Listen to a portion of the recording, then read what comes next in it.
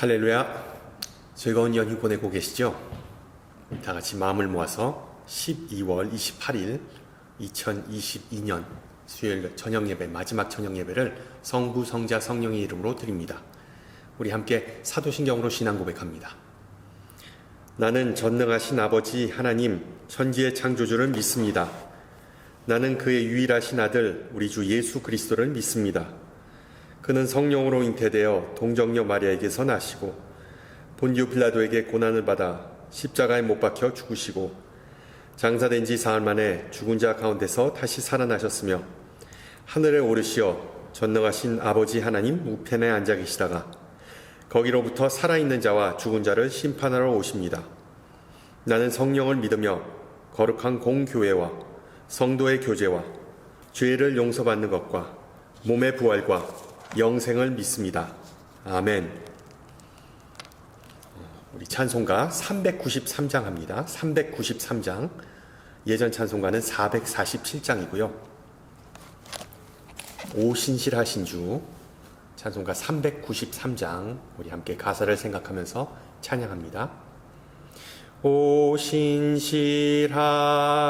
주 내 아버지여 늘 함께 계시니 두려움 없네. 그 사랑 변찮고 날 지키시며 어제나 오늘이 한결같네. 오신실하신 주 오신실하신 주 날마다 자비를 베푸시며 일용할 모든 것 내려주시니 오신실하신 주 나의 구주. 봄철과 또 여름 가을과 겨울 해와 달 별들도 다 주의 것. 만물이 주 영광 드러내도다. 신실한 주 사랑 나타내네.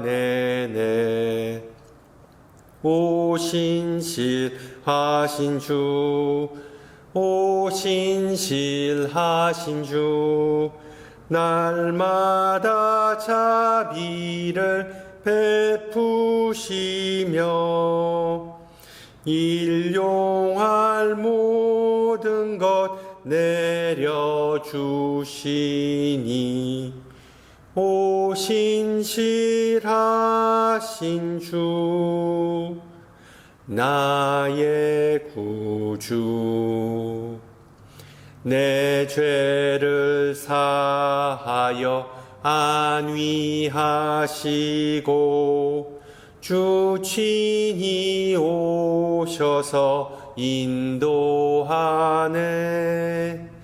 오늘의 힘 되고 내일의 소망 주만이 만복을 내리시네.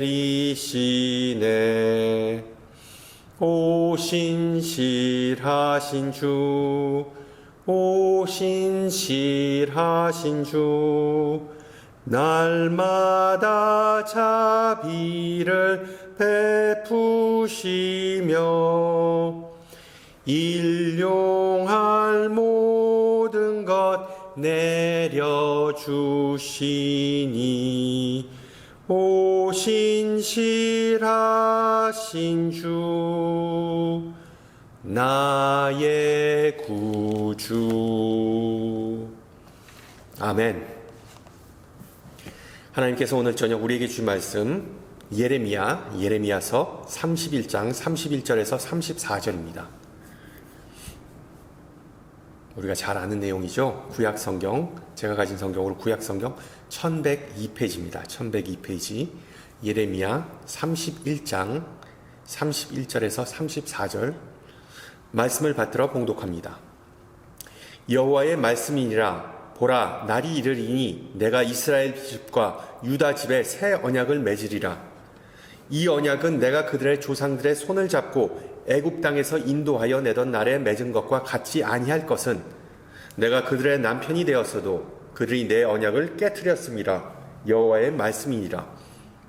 그러나 그날 후에 내가 이스라엘 집과 맺을 언약은 이러하니 곧 내가 나의 법을 그들의 속에 두며 그들의 마음에 기록하여 나는 그들의 하나님이 되고 그들은 내 백성이 될 것이라. 여호와의 말씀이니라. 그들이 다시는 각기 이웃과 형제를 가리켜 이르기를 너는 여호와를 알라 하지 아니하리니 이는 작은 자로부터 큰 자까지 다 나를 알기 때문이라. 내가 그들의 악행을 사하고 다시는 그 죄를 기억하지 아니하리라. 여호와의 말씀이니라. 아멘. 두 친구가 사막을 방황하고 있었는데 그들은 말다툼하게 되었고 한 친구가 다른 친구의 뺨을 때렸습니다. 이 뺨을 맞은 그 친구는 화가 났지만 그는 아무 말 없이 오늘 나의 가장 친한 친구가 내 얼굴을 때렸다고 모래에 적었습니다. 마침내 그들은 오아시스를 발견하고 씻으려고 할 때 뺨을 맞은 사람이 수렁에 빠져 익사할 무렵 그의 친구가 그를 구했습니다. 그가 충격에서 회복한 후에 그는 이번에 돌에 글을 적었습니다. 오늘 나의 가장 친한 친구가 나를 구했다. 그의 뺨을 때리고 또 나중에 그를 구한 그의 가장 친한 친구가 그에게 물었습니다. 내가 너의 뺨을 때릴 때 너는 모래에 글을 썼고 지금은 바위에 글을 새긴 이유가 뭐지? 그러자 그 친구가 대답했습니다. 누군가 우리를 다치게 할 때 우리는 그것을 모래에 적어야 해. 왜? 용서의 바람이 그것을 훌훌 지울 수 있는 곳에 반드시 적어야 하기 때문이지. 하지만 누군가가 우리를 위해 좋은 일을 할 때 우리는 그것을 결코 지울 수 없는 곳에 새겨야 하기 때문이야.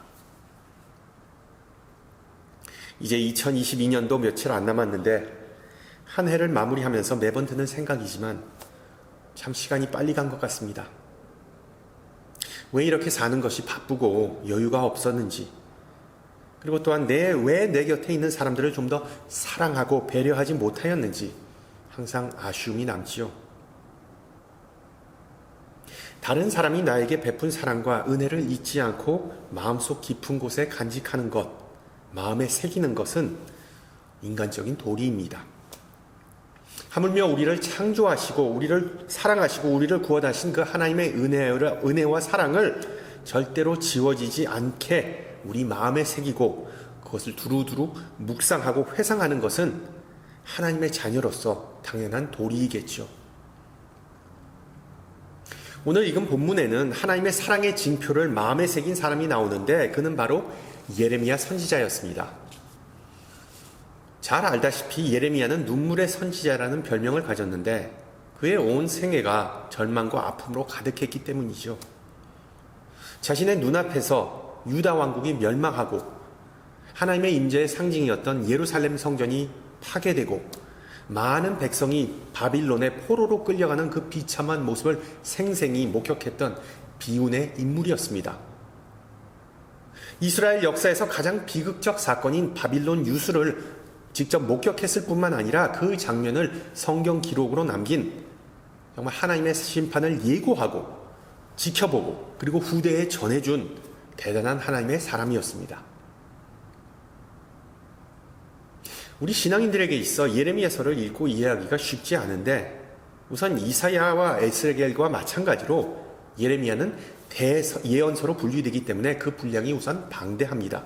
그리고 그 내용이 순차적으로 시간적으로 기록되지 않았기 때문에 그 당시 중동 지방의 역사적 그리고 정치적 정황을 잘 알지 못하면 예레미야가 무슨 말을 하는 것인지 그리고 또한 그가 어떤 고충을 겪었는지 잘 와닿지 않습니다. 간략하게 얘기하자면 남유다 왕국이 막강한 바빌론 제국에 반기를 들고 독립을 위해 발악을 했습니다. 이를 괘씸히 여기고 그리고 남유다를 본보기로 삼고자 했던 바빌론은 총 3차례에 걸쳐 예루살렘을 침공하고 포로들을 끌고 갔습니다. 오늘 읽은 짧은 본문은 주전 596년경 이 포로들이 1차로 바빌론 왕 느부갓네살에게 끌려간 후에 기록된 내용입니다. 이런 역사적 정황에 대한 사전적 지식이 있으면 예레미야가 자신의 동포인 남왕국 백성에게 심판과 회개의 메시지를 번갈아 선포했음을 알 수 있는데, 오늘 본문에서는 그의 비관적인 화법이 희망적인 화법으로 변한 것을 볼 수 있습니다. 왜? 이미 포로로 끌려간 바빌론의 포로로 끌려간 사람들을 대상으로 선포했던 말씀이기에 그들에게 필요했던 것은 회개와 심판이 아니라 바로 축복과 소망의 메시지였기 때문이죠. 그런데 우리가 주목해야 할 부분은 예레미야가 미래에 다가올 하나님의 은혜를 예언하면서 히브리어 브리트, 즉 언약이라는 용어를 사용한다는 점입니다. 이 브리트는 언약이라는 뜻과 더불어 약속, 계약 또는 협정과 같은 주로 경제적이고 그리고 정치적인 그런 의미를 수반하고 있습니다. 마음이 상하고 머나먼 외지에서 죽도록 고생하는 이들에게 예레미야가 이런 딱딱하고 기술적이고 그리고 어떤 형식적인 용어를 쓰는 이유가 과연 무엇일까요? 그 이유는 바로 이스라엘이 지금 처한 상황, 비참한 포로 생활은 계약을 위반한 이스라엘의 책임이자 결과임을 일깨워주기 위해서입니다. 당시에 바빌론으로 포로로 끌려간 백성 중에 하나님께서 자신들의 운명을 가지고 장난친다는 오해를 하는 사람들이 있을까봐 여호와 하나님은 야속하고 무정한 하나님이 아니라는 그 메시지를 언약이라는 단어를 통해 전달하는 것이죠. 그래서 32절 보세요. 내가 그들의 남편이 되었어도 그들이 내 언약을 깨트렸음이라. 이런 책망은 예레미야가 자신보다 대략 150년 전에 활동했던 호세아 선지자의 말씀을 인용한 문구입니다. 하나님의 백성 이스라엘은 자신의 남편, 자신의 주인인 하나님의 법을 지키지 않았기 때문에 오직 하나님만 섬기지 않고 이방신들과 그리고 이방 세력들을 의지하였기 때문에 그들은 언약 또는 계약을 스스로 파기하였고 하나님도 다시는 그 계약을 그들과 지킬 의무가 없어졌음을 상기시켜주는 대목입니다. 계약에 따른 의무를 성실히 지키는 것, 이것은 우리 신앙생활에서도 적용되는 원리인데 인생이 힘들어질 때 우리는 그 문제의 원인을 나 자신에게서 찾지 않고 다른 사람에게서, 특히 하나님에게서 심지어 찾을 때가 종종 있습니다. 그런데 잘 생각해보면 내가 영적인 광야를 지나가는 가장 큰 이유는 바로 내 잘못과 내 실수와 내 죄 때문이고 그 상황을 가장 신속하게 해결하고 다시 자유롭게 되는 방법은 바로 하나님 앞에 무릎 꿇고 회개하는 것이죠. 문제의 원인을 남이 아닌 나 자신에게서 찾아야 하고 그리고 내 시선을 주변이 아니라 나에게 돌리는 것이 정답입니다.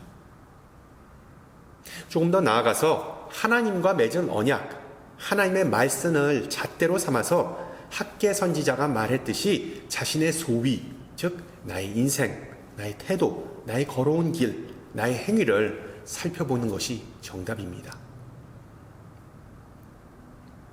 한번 생각해 보세요. 포로로 잡혀간 이스라엘 백성이 온종일 그곳에서 뭐하고 살았을까요? 머나먼 적지에서 타국에서 먹고 살기 위해 그냥 발버둥 치며 죽도록 고생했겠죠. 결국 어느 정도 자리를 잡고 먹고 살만해지니까 고향을 그리워하는 마음이 생겼을 겁니다. 예루살렘을 생각하면서 아마 하나님께 눈물로 기도했을 겁니다. 그리고 사모하는 마음으로 하나님의 말씀을 읽고 그리고 또 읽었습니다.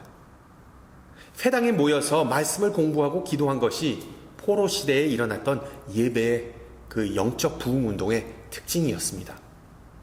아침 저녁으로 눈물밥을 먹으면서 말씀을 묵상하고 기도했을 때 여러분 어떤 역사가 일어났을까요? 그들의 기도는 하나님의 마음을 움직였다고, 아니 움직일 것이라고, 미래형이니까요, 예레미야는 암시합니다. 오늘 본문을 통해 하나님은 말씀하십니다. 하나님은 이제 더는 자신의 백성을 계약이나 법을 기준으로, 즉 딱딱하고 형식적이고 사무적인 관계로 대하지 않고 앞으로는 하나님의 마음에서 넘치는 은혜와 긍휼로 백성을 대하고 그들을 품으시겠다는 희망의 메시지를 전달해 주십니다. 바꿔 말하면 하나님은 이스라엘에게 또 한 번의 찬스를 주신다는 것이 오늘 본문의 핵심입니다.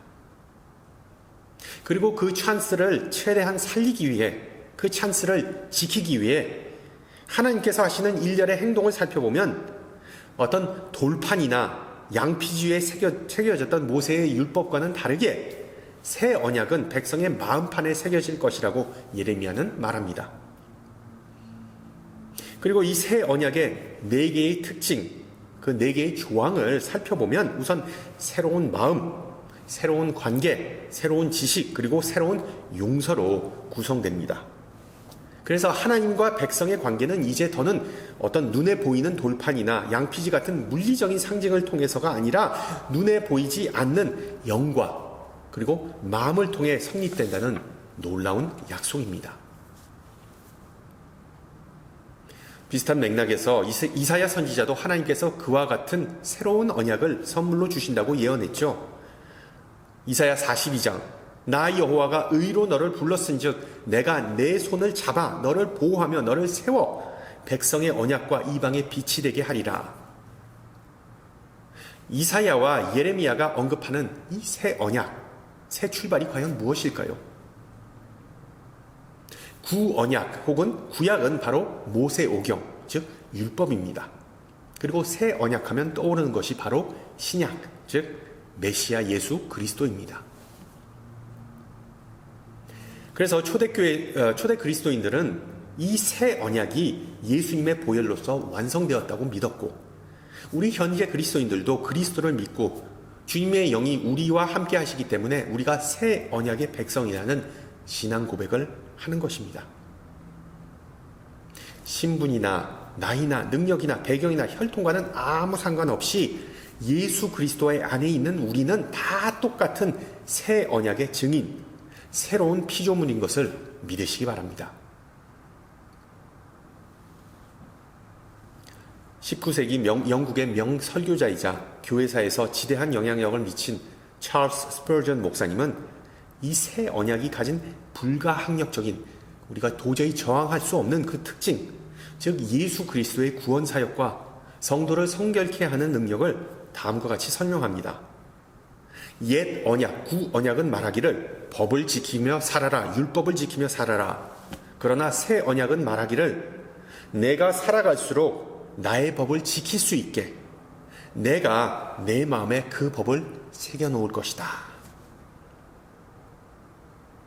여러분, 이것이 복음의 핵심 아닙니까? 우리가 무엇을 해야 한다라는 의무감과 압박감은 율법의 형식에 더욱 우리를 얽매이게 합니다. 그래서 바리새인들처럼 우리가 행동하는 경우가 상당히 많습니다. 이건 해도 된다, 저건 하지 말아야 한다, 일일이 꼼꼼히 따집니다. 그리고 우리가 설교에서도 구체적으로 어떤 해야 될 것과 하지 말아야 될 것을 콕콕 집어주는 것을 좋아합니다. 그러나 하나님께서 나를 위해 역사하신다는 확신은 날마다 우리를 기쁨으로 채워주고 우리를 자유롭게 해주고 그리고 찬양하는 삶을 살게 해줍니다. 하나님의 말씀, 이 복음이 우리 마음속에 새겨져서 굳건히 자리 잡게 되면 하나님과 흔들리지 않는 관계 속에서 살아갈 수 있게 되는 것이죠. 그런데 우리가 갖게 되는 질문 중에 하나는 이 성경에 나온 내용처럼 우리 마음에 새 언약, 즉 그리스도의 사랑의 말씀이 새겨져 있고 그리고 또한 더불어 성령께서 우리의 마음을 움직이시는데, 역사하시는데 왜 우리는 예수님의 형상을 닮아가지 못하고 항상 하나님께 영광 돌리는 삶을, 하나님을 기쁘게 하는 삶을 살 수 없을까라는 중요한 질문이 제기됩니다. 그리고 또한 의문이 듭니다. 새 언약으로 인해 우리는 아름다운 열매를 맺고 어디를 가나 무엇을 하나 하나님을 기쁘게 하고 그리고 다른 이들의 귀감과 영감이 되어야 할 터인데 현실은 그렇지 못하다는 것이 하나님께서 우리에게 주신 그 새 언약을 전적으로 신뢰하지 못하게 만드는 요인 중에 하나입니다. 그러니까 한마디로 이론과 현실의 그 격차를 우리가 신앙생활 하면서 느끼게 되는 것이죠. 33절에서 예레미야는 분명히 하나님께서 그의 법을 그들 속에 두고 그들의 마음에 기록한다, 즉 새긴다라는 표현을 사용합니다. 마찬가지로 사도 바울은 에베소서 3장 17절에서 믿음으로 말미암아 그리스도께서 너희 마음에 계시게 하시옵고 너희가 사랑 가운데서 뿌리가 박히고 터가 굳어진다라고 말합니다. 성부와 성자 하나님은 분명히 천국에 계시는데 여러분, 천국은 저 넓고 먼 우주 한 구석에 있는 어떤 공간적 개념이 아니죠. 우리 하나님은 어떤 분이십니까? 무소부재의 하나님. 하나님은 우주 만물의 창조주이자 통치자이기 때문에 하나님이 안 계신 곳이 없습니다. 특히 우리 마음 가운데 계시는 것을 우리가 믿고 고백하는데 왜 우리는 어느 찬양의 고백처럼 날마다 숨쉬는 순간마다 하나님의 은혜와 사랑의 그 충만하심 가운데 거하지 못하는 것일까요? 여러분, 이거 참 중요한 신앙적 그리고 신학적 질문입니다. 딜레마입니다. 나는 과연 하나님의 은혜를 꾸준히 공급받으며 그 은혜와 끊어지지 않는 삶을 살고 있는가?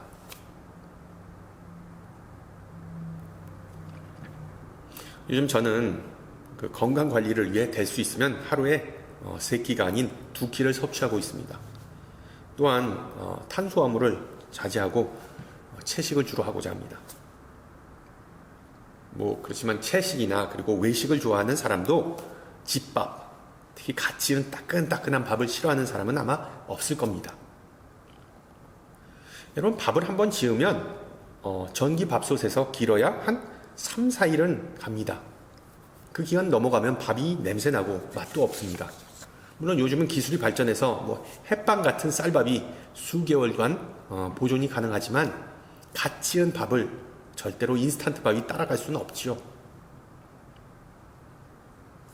우리 예수님께서 주기도문에 일용할 양식, 즉 갓 지은 밥, 따끈한 밥 또는 갓 구운 빵, 따끈한 빵을 하나님 아버지에게 구하라는 가르침에는 깊은 의미가 숨겨져 있습니다. 우리가 가장 배고플 때 적시에 어머니가 자녀를 위해 식탁을 차려주듯 하나님은 자녀된 우리에게 날마다 적시의 양식, 즉 가장 적절한 때를 골라서 은혜를 채워주시는 분이십니다. 인간은 자신의 능력으로 먹고 산다고 착각할 수 있지만 우리가 누리는 모든 것은 하나님으로부터 온 것입니다. 광야에 던져진 이스라엘이 오직 하나님만을 바라보고, 그러니까 하늘만을 바라보고 의지할 때 하나님은 식탁을 그들에게 차려주셨고, 그리고 그 사랑을 날마다 베푸신 것처럼 하나님께서 차려주신 식탁에 와서 감사하는 마음으로 그 은혜와 사랑을 나눌 때 비로소 우리가 하나님과 교제하고 그 임재 안에 거할 수 있다는 사실을 기억하시기 바랍니다. 그래서 오늘 하루도 우리는 하나님께서 세우신 그 새 언약, 그리스도의 그 사랑을 마음에 품고 살아가면 하나님은 우리에게 그때마다 일용할 양식과 도움을 제공해 주십니다. 비록 이 세상 속에서 우리가 인정받거나 신뢰받지 못한다 할지라도 하나님은 우리를 믿으시고 사랑하시기 때문에 우리에게 가장 적절하고 필요한 은혜를 날마다 공급해 주십니다. 할렐루야. 따라서 하나님과 우리 사이에는 이제 더는 언약 혹은 계약과 같은 것이, 형식적인 것이 필요 없는데 그 이유는 바로 하나님과 우리가 한 가족이 되었기 때문이라고 성경은 말해줍니다. 요한일서 3장, 보라, 아버지께서 어떠한 사랑을 우리에게 베푸사 하나님의 자녀라 일컬음을 받게 하셨는가, 우리가 그러하도다. 하나님은 우리에게 갑질하거나 우리에게 스트레스 주고 우리가 철저히 어떤 비즈니스적인 관계에 있는 대상이 아니라 우리와 함께 마음을 나누고 우리의 마음을 아시는 아버지라고 요한은 기록합니다.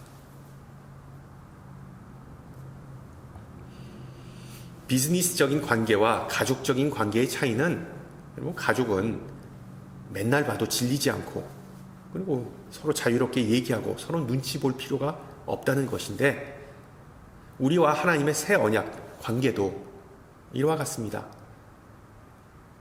우리가 딱 한 번 하나님에게 열심히 기도하고 매달려서 원하는 거래를 성사시키고 그 은혜를 그냥 공급받고 하나님과 다시 안 볼 사이가 아니지 않습니까? 매일매일 하나님께 나와서 기도하고 간구하는 것, 이것은 하나님 아버지이니까 가능한 일이죠. 출애굽기 16장을 보면 하나님께서는 이스라엘 백성에게 만나를 하루에 한 번씩 내려주셨는데 그 만나는 당일 섭취하지 않으면 다 썩어버렸습니다. 이스라엘은 정말 속된 표현 하루사루와 같이 매일 하늘을 바라보며 하나님의 은혜를 간구하였지만 그 반복되는 지루한 기다림과 일상 속에서도 하나님은 매일 새롭게 만나를 내려주셨다는 사실, 그 사실을 예레미야는 회상하면서 에가서에서 고백합니다. 여호와의 인자와 긍휼이 무궁하심으로 우리가 진멸되지 아니함이이다. 이것들이 아침마다 새로우니 주의 성실하심이 크도다. 아멘. 예수님은 하나님의 은혜가 날마다 족함으로 무엇을 먹을까 무엇을 마실까 두려워하지 말라고 말씀하신 후에 우리에게 일용할 양식을 주옵소서라는 짤막한 기도를 제자에게 알려주셨습니다. 일용할, 내일이 아닌 오늘을 강조하셨습니다. 여러분, 마태복음 20장의 포도원 일꾼의 비유를 다 아시죠? 포도원 주인이 나가서 새벽, 아침, 점심, 오후, 심지어 저녁에 일꾼들을 데려다 일을 시키지만 나중에는 다 똑같은 품삯인 1데나리온을 나눠줍니다. 여러분, 그 비유의 요점은 무엇입니까? 주신 은혜에 투덜거리지 말라? 그럴 수도 있겠지만 하나님의 구원과 은혜는 모든 이에게 똑같이 날마다 주어진다는 의미입니다. 그것이 바로 그 비유의 핵심이죠. 날마다 우리가 원하는 만큼, 아니 우리가 받아야 한다고 생각하는 만큼이 아니라 우리가 필요할 만큼을 이미 헤아리고 제공해 주시는 하나님을 신뢰의 눈으로 바라보시기를 소망합니다. 우리가 새 언약, 예수님의 사랑에 꼭 매여 있으면 내일을 향한 모든 두려움이 물러나고 매 순간이 하늘나라라는 확신과 고백이 있을 줄 믿습니다. 그러기 위해서는 하나님을 날마다 사모하고 특히 말씀과 기도를 통해 하나님과 꾸준히 소통하는 습관을 기르는 것이 필수입니다.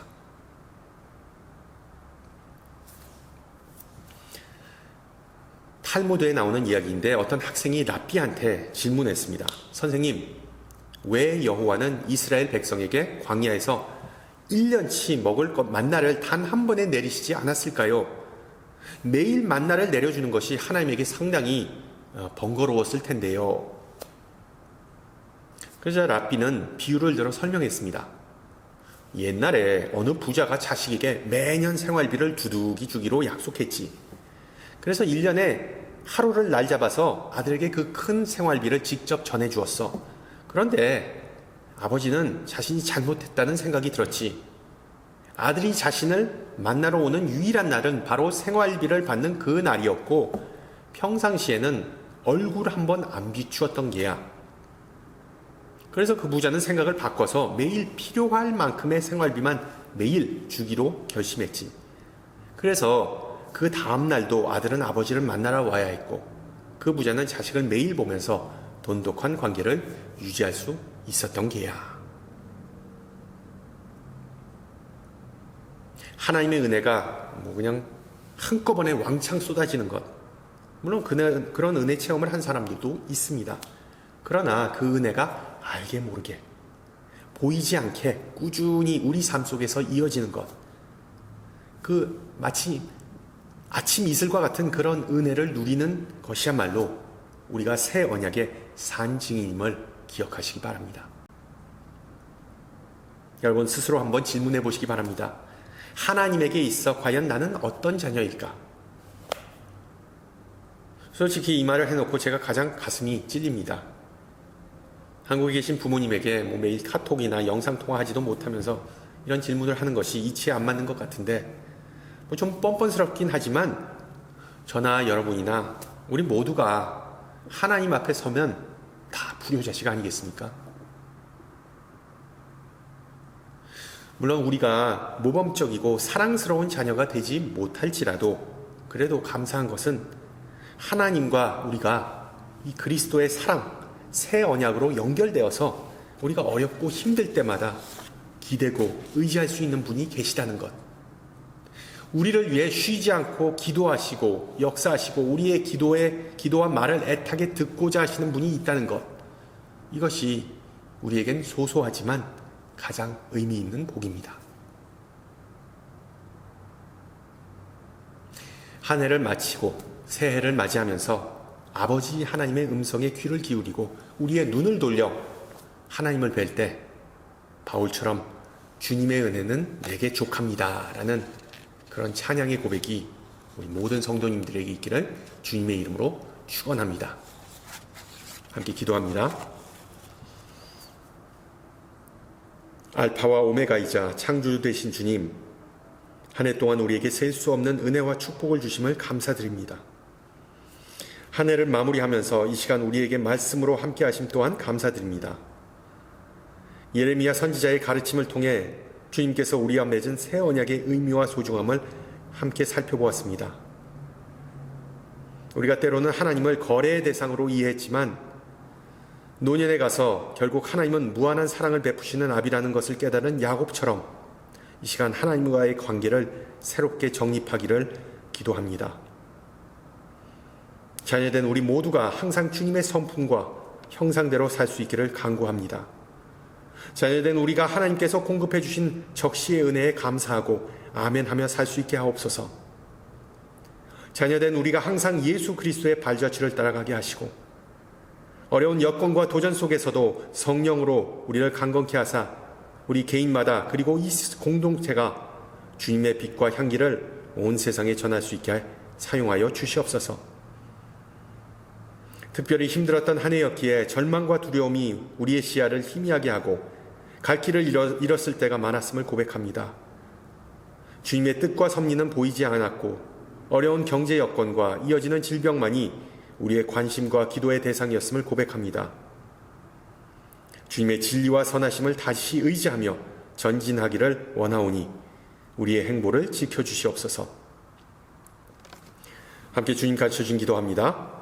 하늘에 계신 우리 아버지, 아버지의 이름을 거룩하게 하시며 아버지의 나라가 오게 하시며 아버지의 뜻이 하늘에서와 같이 땅에서도 이루어지게 하소서. 오늘 우리에게 일용할 양식을 주시고 우리가 우리에게 잘못한 사람을 용서하여 준 것 같이 우리 죄를 용서하여 주시고 우리를 시험에 빠지지 않게 하시고 악에서 구하소서. 나라와 권능과 영광이 영원히 아버지의 것입니다. 아멘. 네, 예배를 마쳤습니다. 미국 동부에서는 폭설로 인해서 많은 인명피해가 있었는데 우리 서부에서도 비와 바람이 많이 불었습니다. 여러분 조심하시고요. 계속 서로 기도했으면 좋겠습니다. 그리고 또한 이제 12월 31일 송구영신 예배 돌아오는 토요일 저녁 11시에 있습니다. 우리 다 같이 함께 모여서 새해를 힘차게 그리고 기도하면서 시작했으면 좋겠습니다. 샬롬.